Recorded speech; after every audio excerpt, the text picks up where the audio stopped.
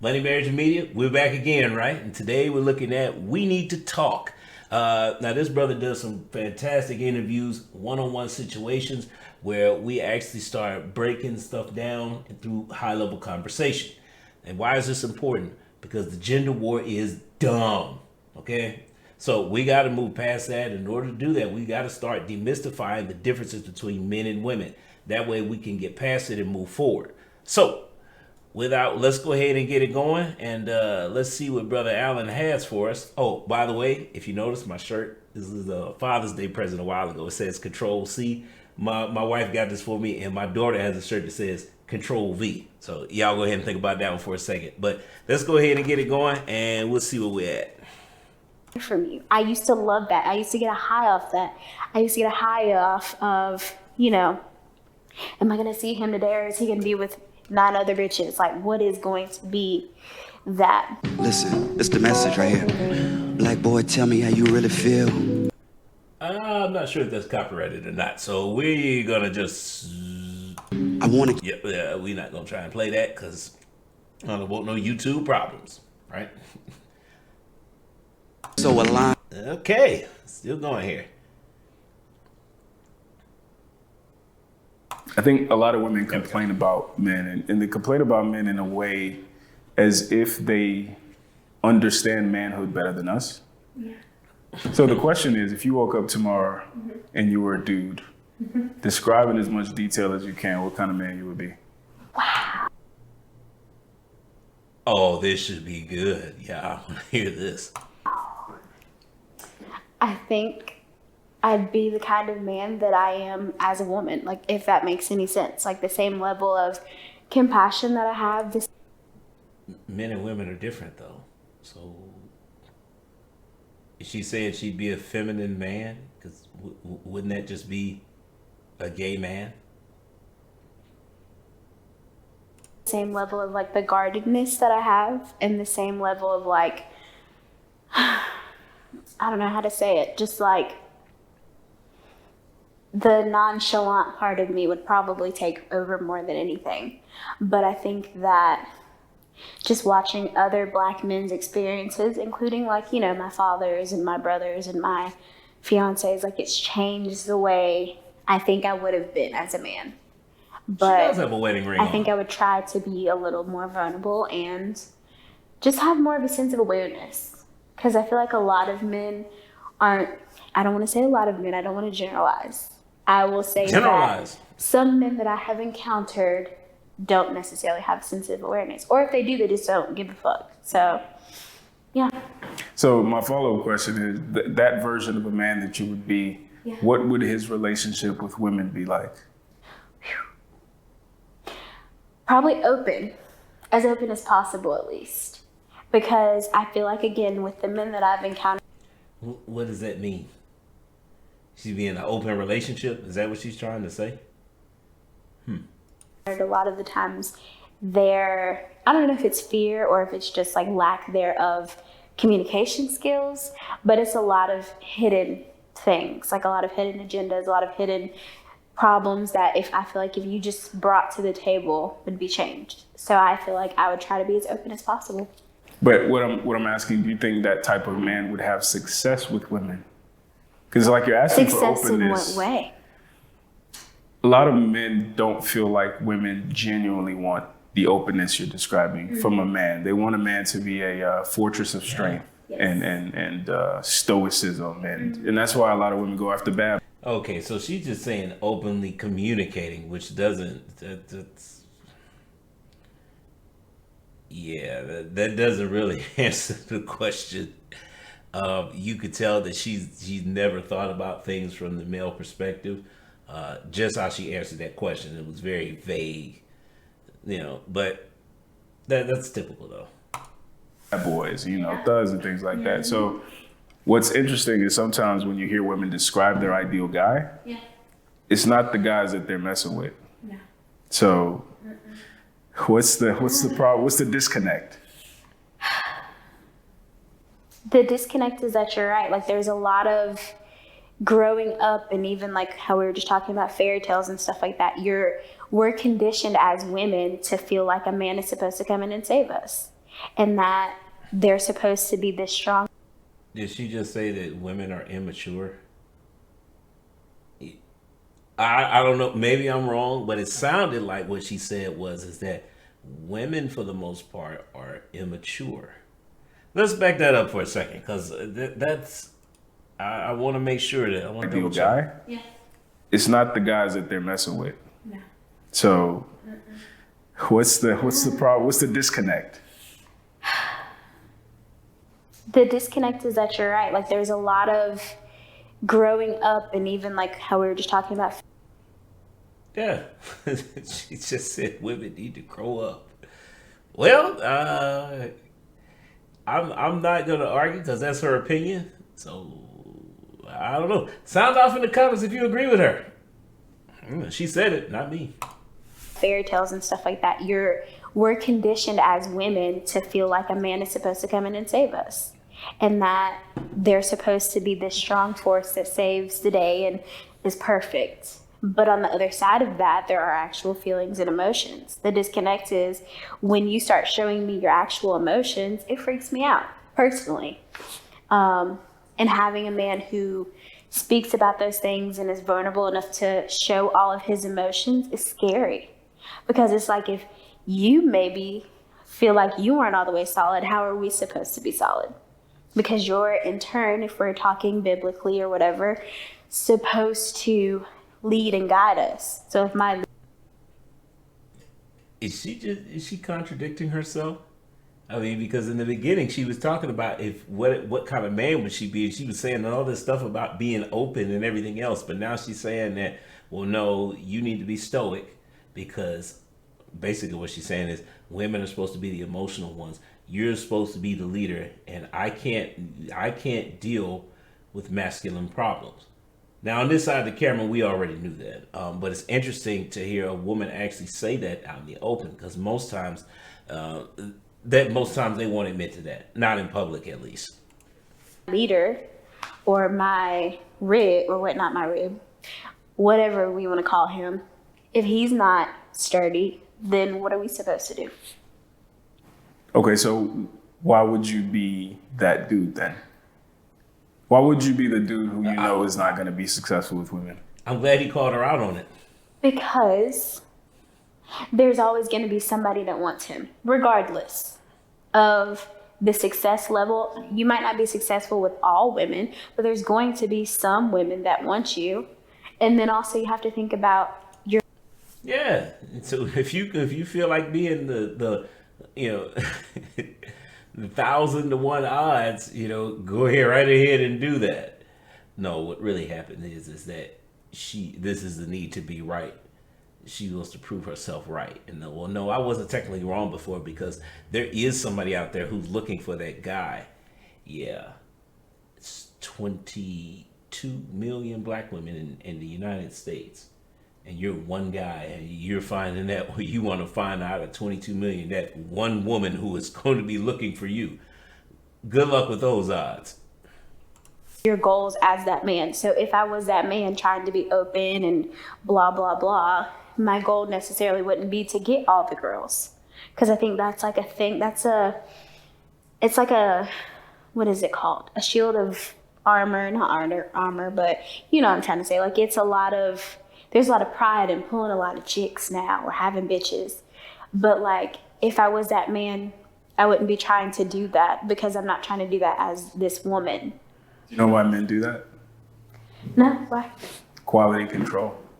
Yeah. When you improve yourself to a certain level, you then have the pick of the litter. You can then speak with bass in your voice and say, I'm not willing to tolerate this, I'm willing to tolerate that. So in order to do that, you first have to be as attractive as possible to as many women as possible. Yeah, that's true. It's funny that you say that, because I know somebody who's fairly wealthy, and people just excuse all of his nonsense, and he has, like you said, whoever they could possibly want. And so now she's flipping again. It's like, pick a side. I mean, seriously, it's like, it's one or the other. Either you go, okay. And it's just like, there's not any feelings attached to it anymore. It's just like, I might like you, but I'm still have 19 other girls over here. So it's interesting that you say that. Yeah, and I think it's interesting that you described a man you wouldn't be attracted to. That's not true. So would you be attracted? How you know? Would you be attracted to the male version of you? Yeah. Why? Why? Well, because This is I'm starting to, man, we might be ending this one early, because it's like she keeps just talking herself into a corner, and then it's like, what are you talking about? That's not what you said 3 minutes ago. Yeah, we might be ending this one early. I'm not really. The high level conversations is almost like, I talked about this before, when you have when people are looking for the gotcha moment. Like, that's not even what's going on here. She just is talking in circles and keeps backing herself into a corner where she goes against what she just said. I mean, it's yeah. Maybe this will pick up. Maybe it'll pick up. now, say this was, 7 years ago, then hell no. But now, as a woman, there's a level of self-assurance that I need, that and openness that I need in a relationship to function. Now, do I always like it? No, but I need that now. And so I think I would be attracted to that person because he's me in terms of the fact of, like, I've grown to try to appreciate that openness and try to appreciate somebody who's a little bit more blunt with me, if that makes sense. No, it doesn't. The question that comes to me, like, immediately is like, why did it take you 7 years to get that? It's chasing the bad boy thing. I was chasing I've romanticized my entire life. If it were up to me, I would have been married 7 years ago. Like, that's just how I've been. So when it comes, why do I feel like I'm getting a headache? Because she just said that wouldn't have been the guy I was looking for years ago.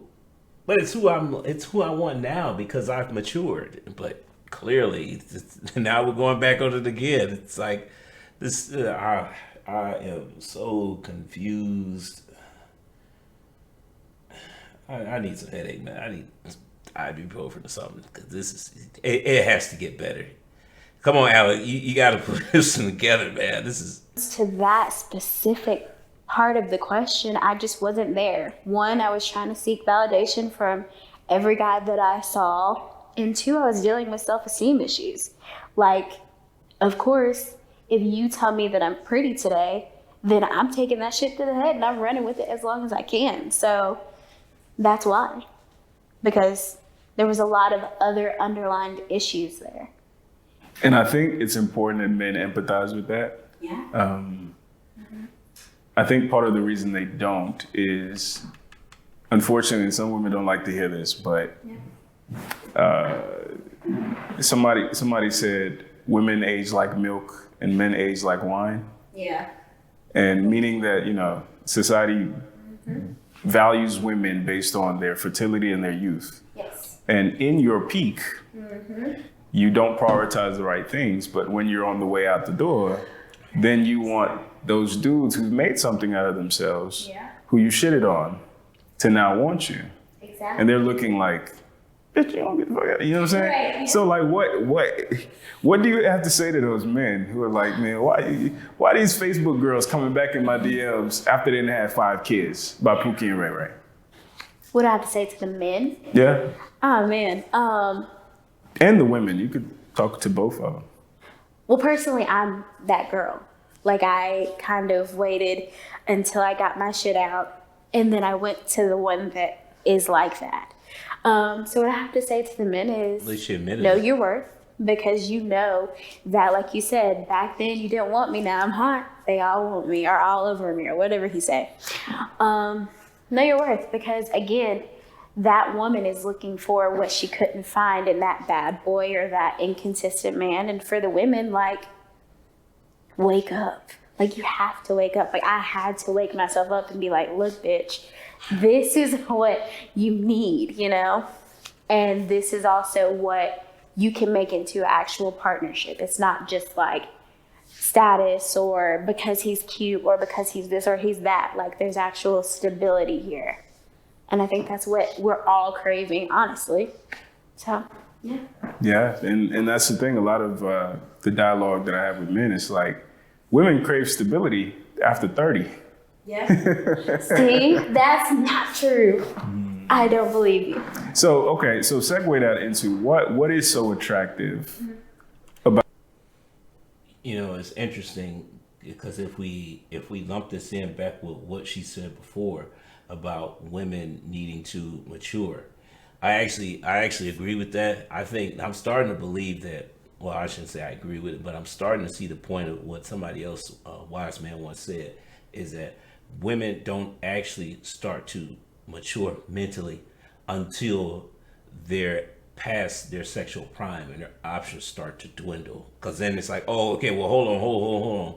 You know, my beauty is starting to fade. I need to get it together because I can't just rely on my looks. I can't get by on that anymore. So I need to develop some kind of personality.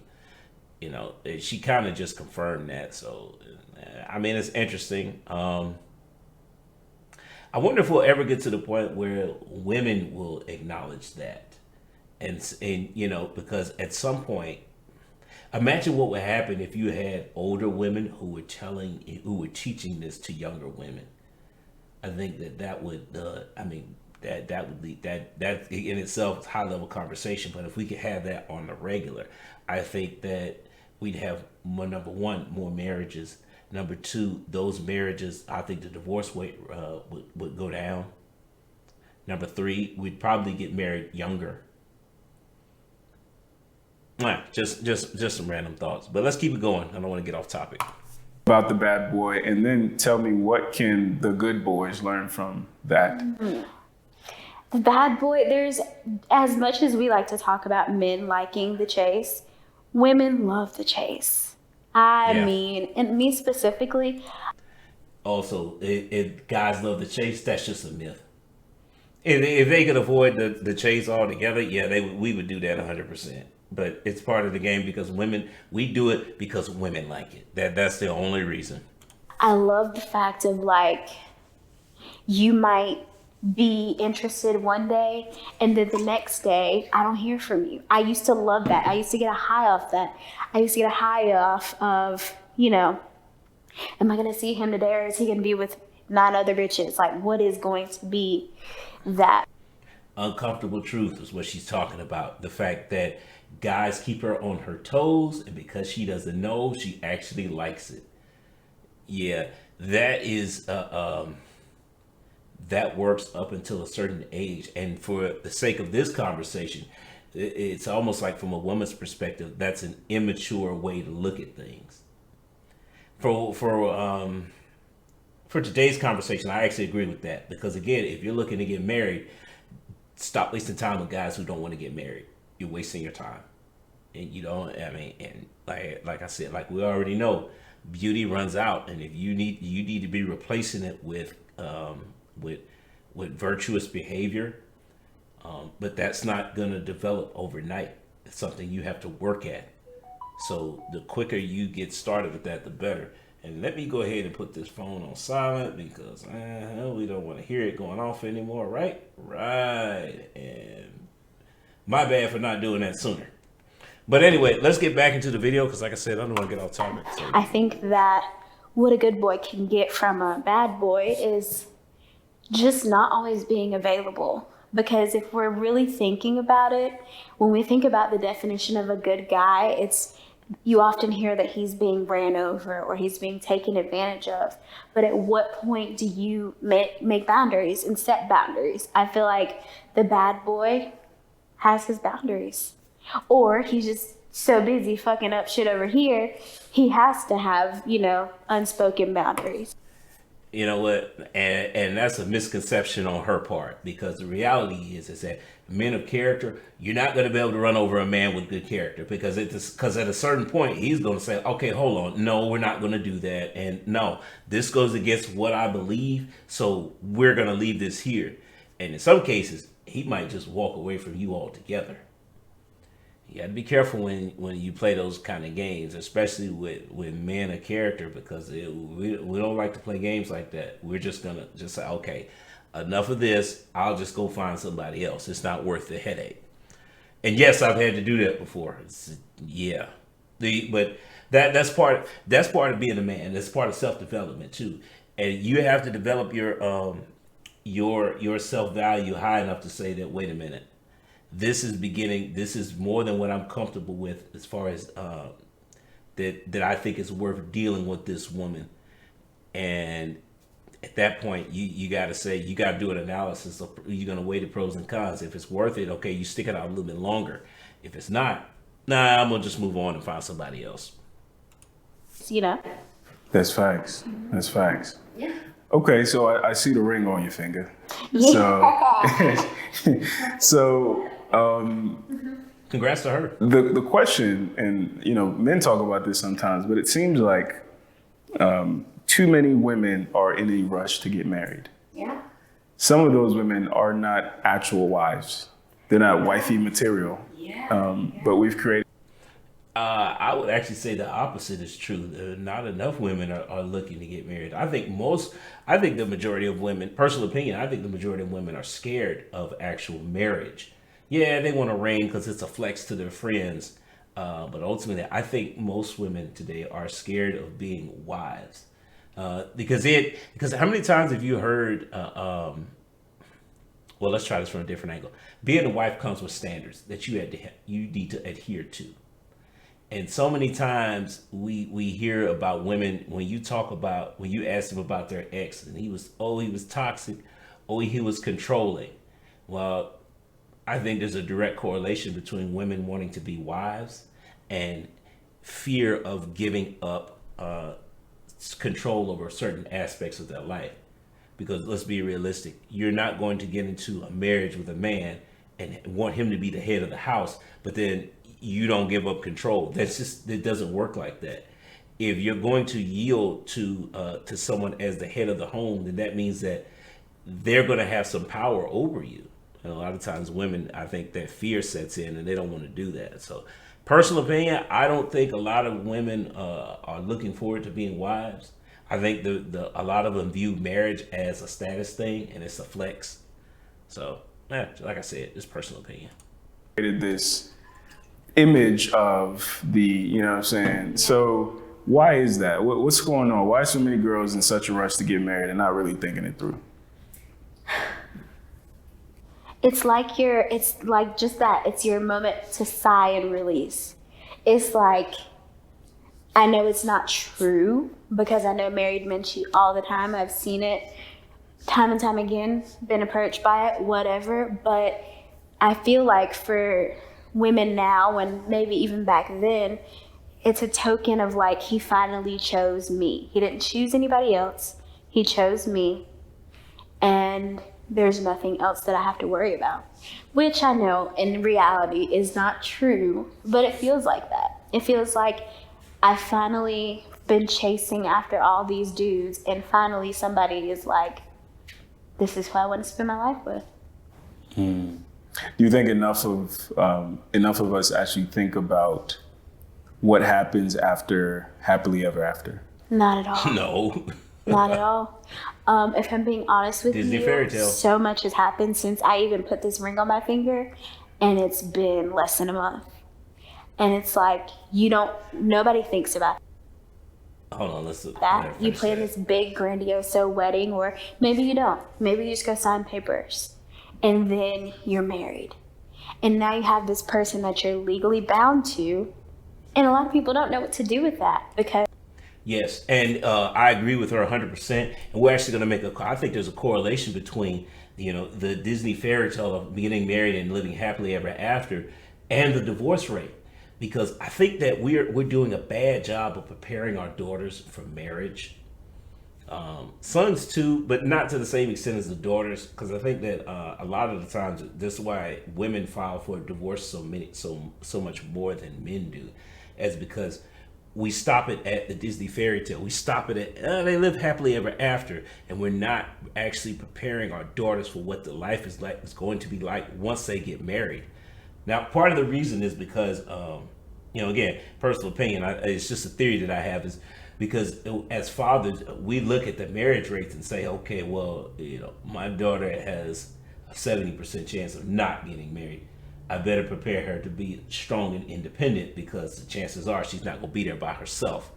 Or she is going to be there by herself. And I got to make sure that she's strong enough, she's ambitious enough to go out there and make enough money to make it to the end of life. Instead of, teaching her how to work in cooperation with the man. Coincidentally, you have a better chance in the marriage as opposed to not being single for life, because we already know the average income for African American women is right at it's just below $40,000 a year. Well, that's not enough to make it to the end of life, and to include retirement. You're gonna be working to the day you die, and you're not gonna live this lavish lifestyle. It's just not. It's not gonna happen. So we've got to have a shift in what we're teaching our daughters. Just my thoughts. Keep going. Because they want their freedom, or they don't like to answer to certain things. Because I know controlling. Because this is speaking for myself. But no, people don't think about that, and they don't think about the fact of if this is really going to be for the rest of our lives, what that entails. So, no. So what do you think that leads to? That's what leads to the side chicks, the side baby mamas, the side men. Notice how she instantly went to side chicks, as in it's the man's fault, right? But women and men cheat at similar rates, and usually it's the women who cheat more, just because the cheating stats are based on percentages. But the percent, remember, there are more women in this country than men. So, well, no, that would say that the cheating is about the same. But it still goes to my point, that the fact that she mentioned the man cheating first instead of the woman, which is a big misconception out there. We got to start having these conversations, because again, the whole point is to demystify these stereotypes that are out there that are plaguing our community. So no, the majority of the time, the number one reason for divorce is lack of commitment. Now, could there be some correlation between lack of commitment and what people's expectations are of the marriage? I think so. I think there's probably a big correlation there. We're probably going to end up at some point. We're going to have if I can't find a clip of somebody having that conversation, then I promise you and I can share in that conversation together. Because again, if the number one reason for divorce is lack of commitment, then we need to take a deep dive into where that's coming from, and why is it that we have this expectation that, because we're married now, well, we can read each other's thoughts. Nothing could be further from the truth. When you say it out loud, it just sounds ridiculous, but that's what it is. So let's keep going. Dudes, these weird relationships. I mean, I personally believe, like, if you choose to be polygamous later in your relationship, or if you choose to have an open relationship, it's an agreement. But I think that people get married and they're so afraid to change their agreement that they create all this chaos. Think about our grandparents. Think about how many of our grandpas or even grandmas had these other families that you didn't know about until you laid grandpa to rest. There's so much behind it because people don't want to communicate about it. Okay, so let's talk about it. If her husband or fiance, I'm not sure which one it is, but if he said, yeah, I want to have I want to start another family on the other side of town, you really think she's going to agree to that? Oh, okay, babe. Well, yeah, no problem. Right. About that. Like, why? So somebody said all marriages end. Most marriages fail. So all marriages end in either death or divorce. most marriages fail because statistically 53% end in divorce. Yeah. But there's even a greater percentage that end, but we stay together for the kids, or we stay together for the image, or we stay together, but they're miserable and they don't love each other no more. They live in different houses, different. It doesn't matter. Marriage is about duty and respect. It's not about love. Love is a byproduct that comes later. But the whole, especially with men, because the whole point is the main reason why men get married is children. Very rarely do you find a man who wants to get married but doesn't want to have kids. That's usually about something else, and that's a topic for another video. Different rooms. Yeah. So why is that? Why do most marriages, at least in the West, and specifically with Black people, fail? Again, we talked about this already. It's because we're not raising our kids to understand the work that goes into to keeping a marriage going, and the reality is that if we don't start doing that, then the divorce rates are going to stay where it is, and so will the marriage rates. We just got to do a better job with raising our kids to work in cooperation. Our women, we need to learn, we need to be teaching them that you need to trust in the man who's going to be your husband. And our men, we need to start giving them better instructions on how to be the head of the household, and how to plan out the future for a family. It's because of the communication. I really believe it's because of the communication. It's because you get so caught up in trying to chase this American dream, especially Black people.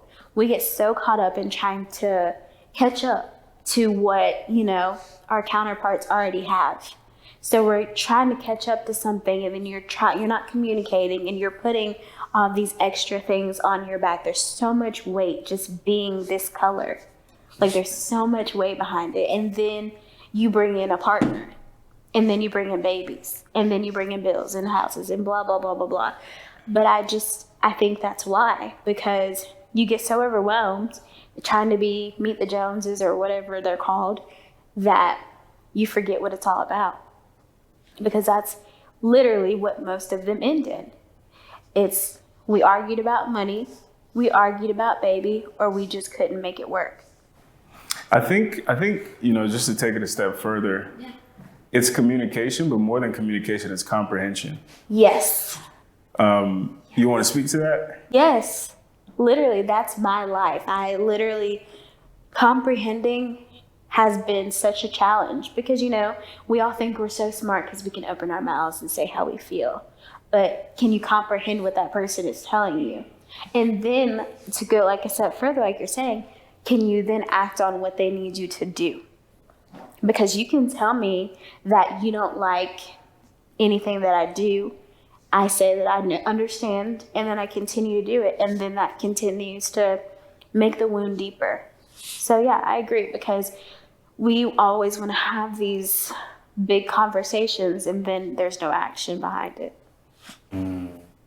So one of the things that I see men talk about a lot, and I hope you can shed some light on it. They say that Black men say that Black women are unwilling to receive any kind of critique. You can't tell y'all shit. Yeah. Yeah, so this should be interesting. Is she going to give like a surface level answer that's going to just brush it off, or is she actually going to address the elephant in the room? Because a lot of times, we talked about this before, about women holding women accountable, behind closed doors, not in public. Well, now you're on camera, thousands of people gonna see this. What's she gonna say? It don't matter if it's my girlfriend, my sneaky link, or my wife. Yeah. You can't tell her shit. So is that true? Why is it true? And is it a problem? Okay, is that true? No. Why would it be true? Because I feel like, again, we're battling so much just as Black and brown people in general, but specifically the Black woman, because she's trying to catch up to everybody. Another woman who has no idea what the male experience is like. she basically just said, well, no, man, the way you think is wrong, because no, that doesn't actually happen, even though the vast majority of men keep saying it happens. Oh, okay, well, we must all be wrong then, right? That it feels like when you have a partner, sneaky link, whoever that may be, I just want you to be my peace. And sometimes that means shut the fuck up, because I just want you to be my peace and not tell me what I'm doing wrong. And a lot of that aggression comes from that. It comes from the fact that I have the weight of the world here, and I need you to be the one who isn't giving me the bullshit that happens outside of this door.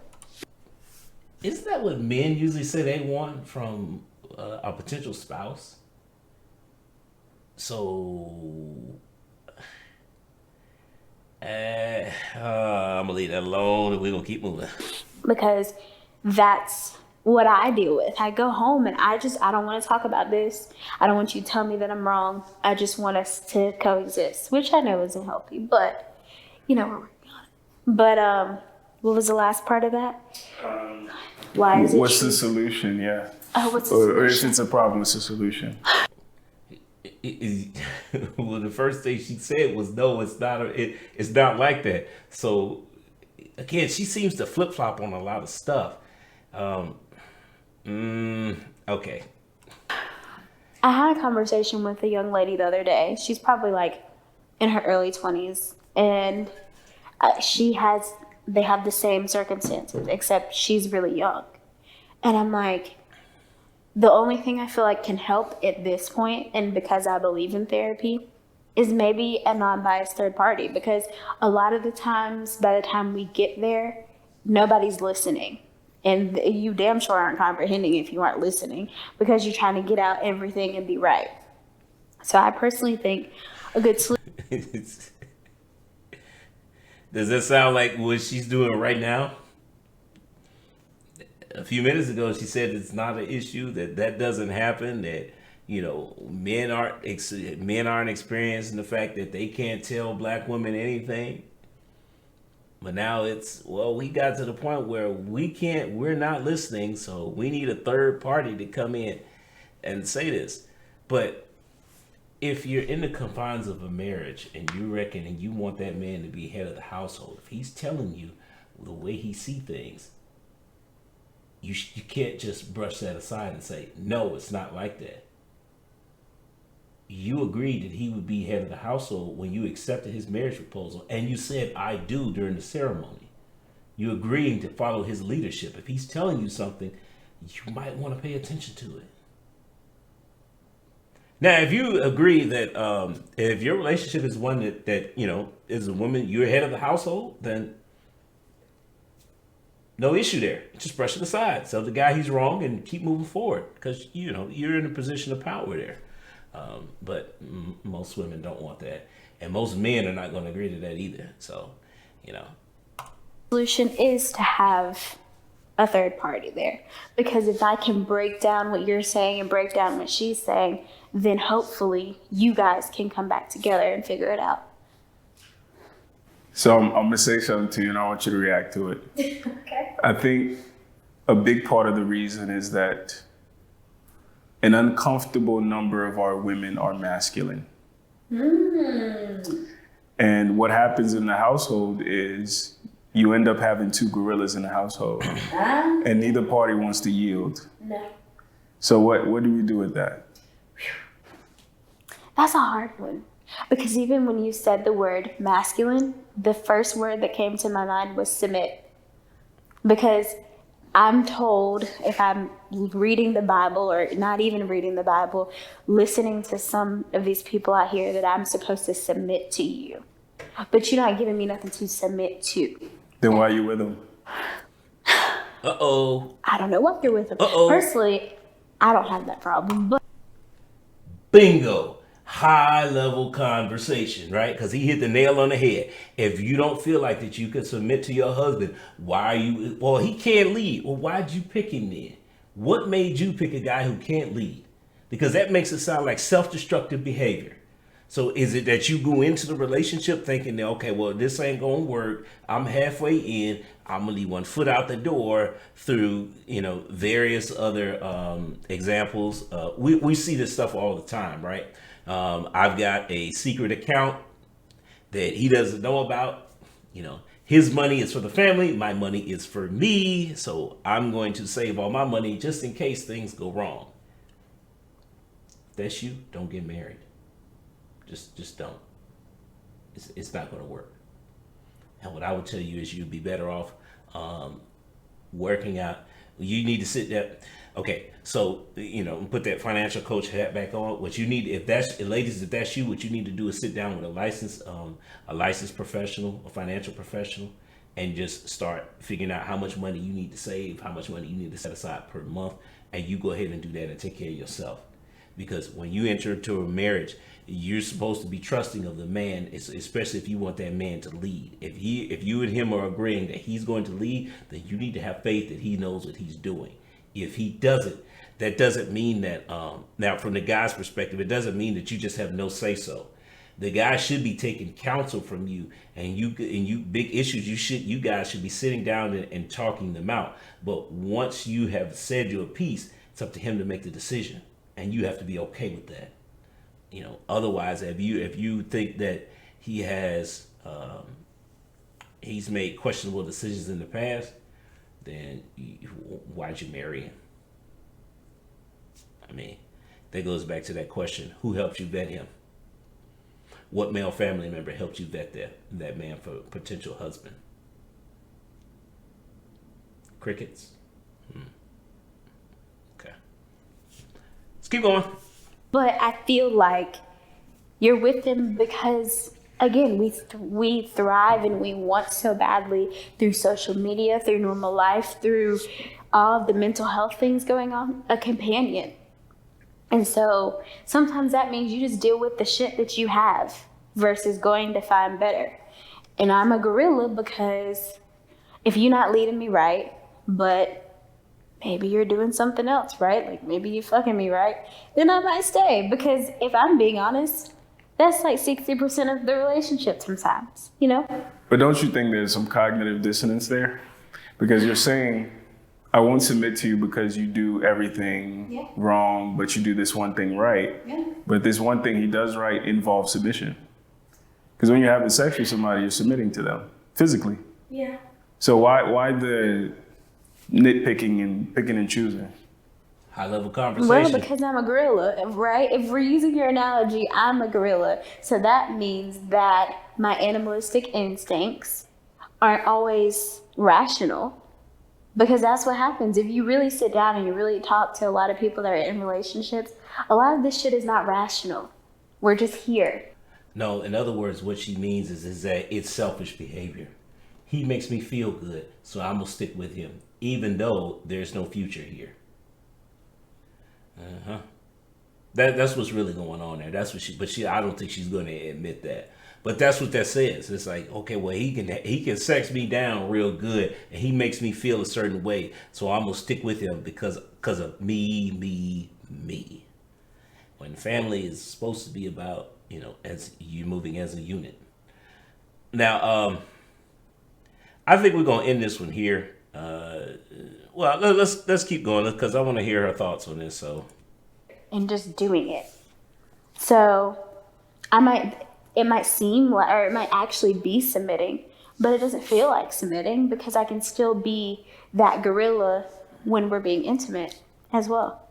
So, a lot of men are going to say that means that women don't really love men. They just love the utility of men. Yeah. It's just easier. Okay, we're going to end it here.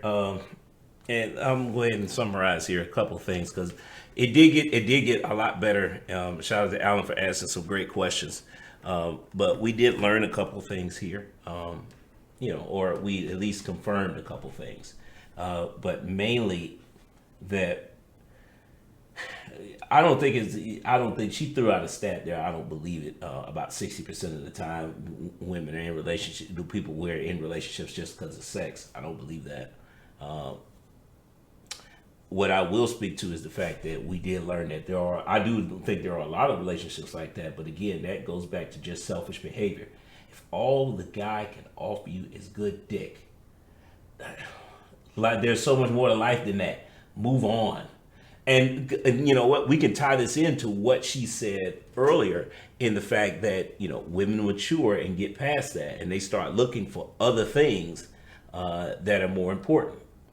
You know, so obviously we need to do a better job of raising our daughters to mature, the mentality mature sooner than later. That way they start picking men of character versus, you know, the so-called bad boys. All right.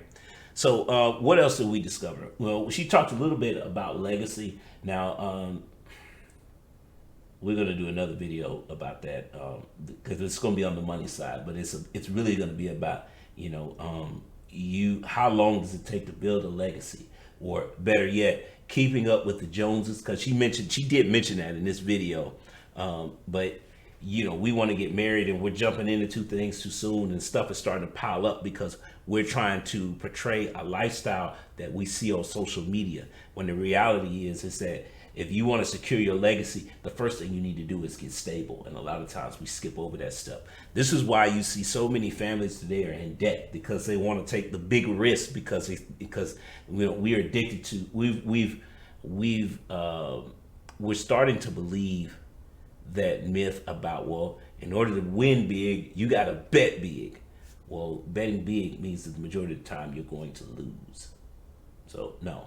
Slow and steady is how you build net worth. It doesn't happen overnight. So avoid those. You know, I would say think twice about somebody who's giving you financial advice that involves you taking out huge chunks of debt. Because remember, we had that net worth conversation. The question I always ask is that if you knew that every time you take out a loan, you know you lower your net worth, how much money would you want to borrow? Keep asking that question. I ask that question on Facebook all the time. Nobody ever wants to answer it. Why? Because you realize, because once we start talking about net worth and then debt starts looking really dumb. It's like, why would I want to lower my net worth? But that's what happens when you borrow money. So we are slow and steady on that. You got to be stable first. Focus on doing that. Then once you're stable, it may be that a lot of the times, your sole purpose is to set up the next generation to be rich. That's how you create a stable legacy. Is that a lot of times, again, we'll mess it up because we try and build everything in one generation. No, that's not how you do it. You got to build things one generation at a time. That's how so many other successful, wealthy families, you know, that's how they're able to maintain and pass down their wealth. It's not because one person got rich and then the rest of every child after that comes after that is rich too. No, they built it up. They stair-stepped it. But look, I'm going to give y'all too much game for this video because this video was supposed to be about relationships. We're getting too much into the money topic here, right? Say that for another day. But this is good. It's a great conversation. Guys, go check out We Need to Talk. Host Alan asks great questions. But also the format is designed to relegate high-level conversations. That one-on-one format is designed to be, you know, even from the way he sets the stage. Because look, you got that all-white background and that brown chair is meant to calm things down so you can actually have a focused conversation. Great stuff here, but I'm gonna say it goes to the next time. Peace. Thanks for making it to the end of this video, but do me another favor, like and subscribe, but also check out these here. Either subscribe or watch videos, one or the other. I don't know which side, but hey, all right.